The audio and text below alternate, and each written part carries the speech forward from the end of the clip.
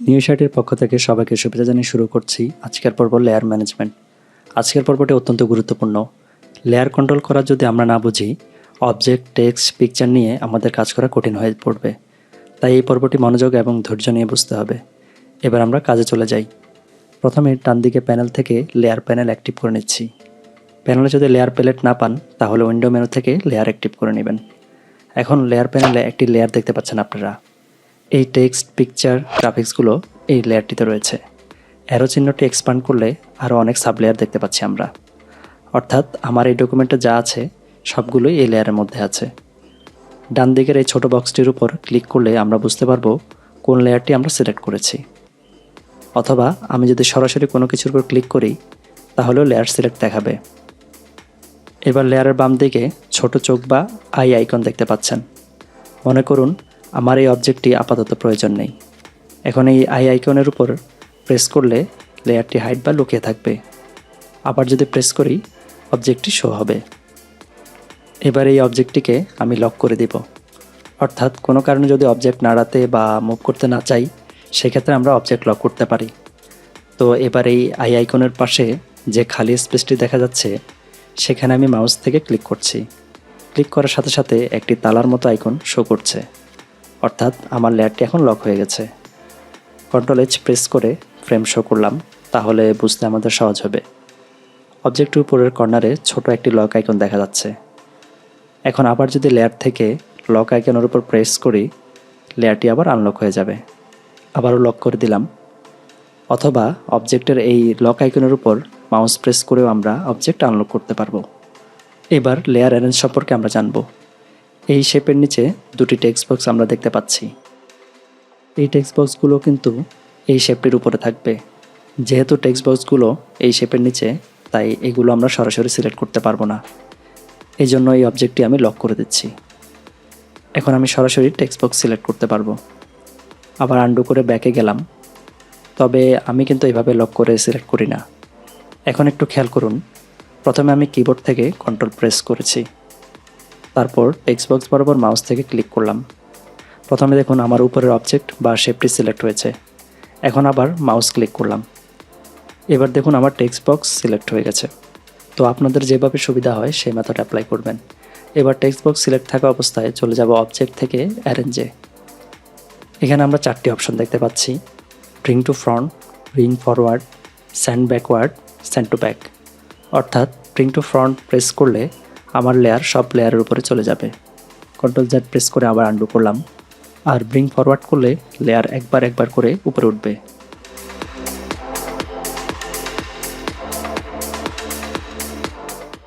Send backward করলে একবার একবার করে লেয়ার নিচে নামবে।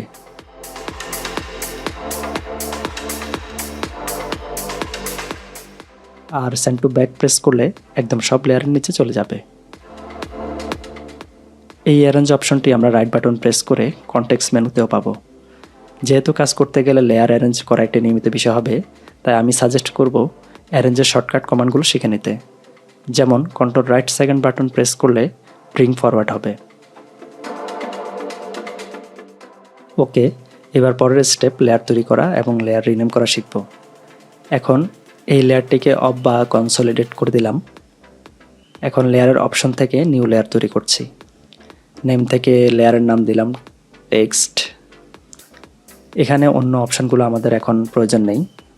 ওকে করলাম। দেখুন আমার লেয়ার তৈরি হয়ে গেছে। অথবা নিচের এই পেজের মতো আইকনের উপর ক্লিক করলেও আমার নতুন লেয়ার তৈরি হবে।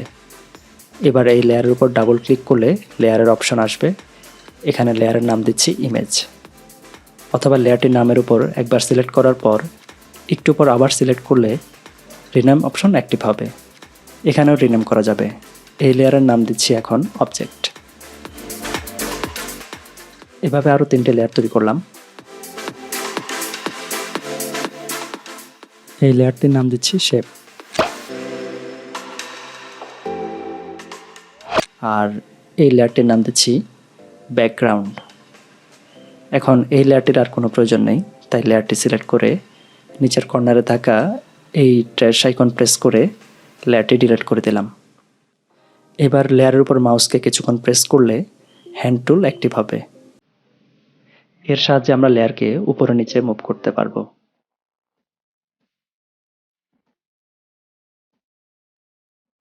এখন যত টেক্সট লেয়ার আছে সবগুলিকে সিলেক্ট করব।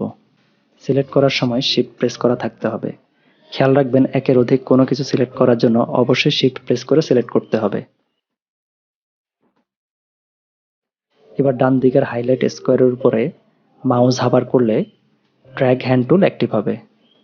এরপর মাউস ক্লিক করে ড্র্যাগ করে টেক্সট লেয়ার মুভ করলাম, অর্থাৎ সব লেখাগুলো নিচের লেয়ার থেকে এই লেয়ারে মুভ হয়েছে। এই কাজটি আমরা এভাবেও করতে পারি, যেমন এই টেক্সট বক্সটি সিলেক্ট করে ড্র্যাগ করে লেয়ারের নিচে ছেড়ে দিলেও লেয়ার মুভ হবে। একই পদ্ধতিতে আমি ছবি, গ্রাফিক্স ইত্যাদি লেয়ারে মুভ করব। এখন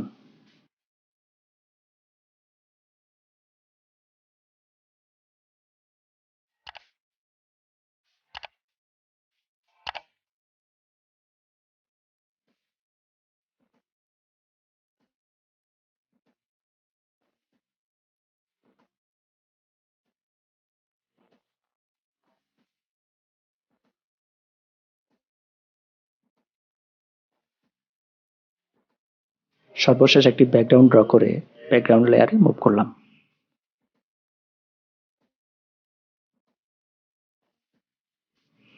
ভিডিওর শেষ দিকে একটি গুরুত্বপূর্ণ টিপস শেয়ার করছি। ব্রিং টু ফ্রন্ট এবং সেন্ড টু ব্যাক যখন আমরা অ্যাপ্লাই করব, এই কমান্ডটি শুধুমাত্র মেইন লেয়ারে কাজ করবে। যেমন এই অবজেক্টটিকে আমি একদম উপরের লেয়ারে নিতে চাই।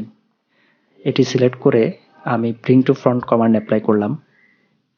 খেয়াল করুন অবজেক্টটি এই লেয়ারের উপরে এসেছে, কিন্তু একদম উপরের লেয়ারে আসেনি। এক্ষেত্রে আমাদের আগের মতো করে ড্র্যাগ করে মুভ করতে হবে, অর্থাৎ লেয়ার অ্যারেঞ্জের বিষয়টি শুধুমাত্র মেইন লেয়ারের মধ্যে কার্যকর হবে। আশা করি অল্প সময়ের মধ্যে বিস্তারিত আলোচনা করার চেষ্টা করেছি। লেয়ারের কাজগুলো বেশি বেশি করে প্র্যাকটিস করতে হবে। এছাড়া কোনো সমস্যা হলে আমি তো আছি ইনশাল্লাহ। আজকের মতো এখানেই বিদায় নিচ্ছি। আল্লাহ হাফিজ।